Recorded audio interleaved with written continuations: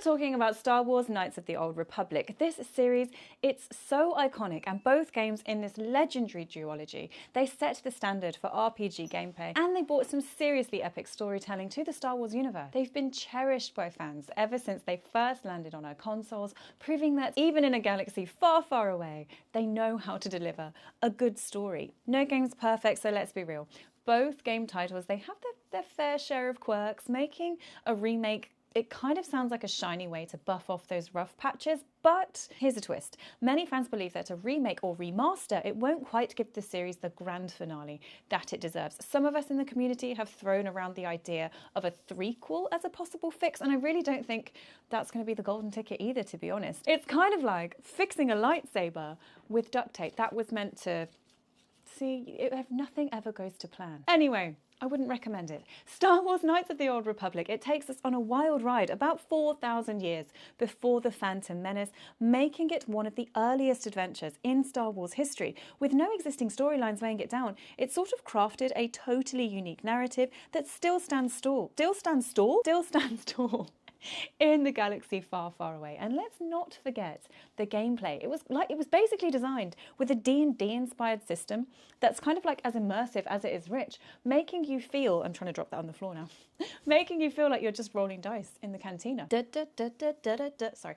Now, after the original game received rave reviews and tons of fanfare, Star Wars Knights of the Old Republic 2, the Sith Lords, had some seriously big boots to fill. It was developed by a different studio just a year later. The second game, it pulled off the impossible, standing proudly alongside its predecessor, both critically and commercially. It took the sort of like, if it ain't broke, don't fix it approach, but it still managed to bring a fresh twist that felt as exciting as the first game. The Sith Lords, it left us hanging on a cliffhanger that's still waiting for a follow-up, like a Jedi just stuck in like a mid-force push. The Old Republic, it's the latest entry in the franchise. It takes us on a mostly original adventure, plus it's like an ongoing MMORPG, which it kind of means the gameplay is a whole different ball game compared to Knights of the Old Republic. Sure, the Old Republic, it has its fair share of fans cheering from the sidelines, but let's be honest, it's not a direct continuation. However,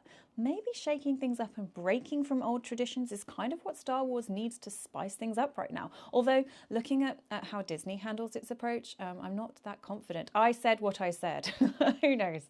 Maybe the Force is telling us to try something new. If there's one franchise that knows how to circle back to familiar territory though, it's Star Wars. While the buzz of a threequel could make waves, the development journey, it would probably be met with like a mix of excitement and cautious optimism. So let's talk the Sith Lord. Wrapping up its story would mean digging up elements that some longtime fans might have forgotten about, and then you've got new fans that never really had the chance to grasp it in the first place. Plus, going back to the well with Knights of the Old Republic, it would kind of go against what made the series so special in the first place, like trying to remix that classic song that was already perfect.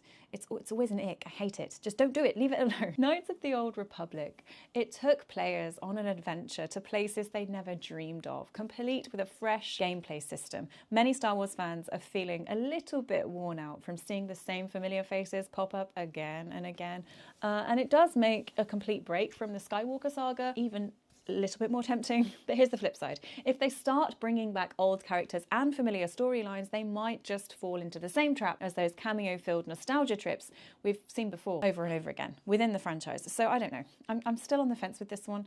I think I'm leaning more towards the argument of just leave it alone and leave it be. But as always, drop a comment. What do you think? And I'm only going to nag you one time to do all those things you need to do to please support my tiny channel, and I will see you in the next video. And may the Force be with you.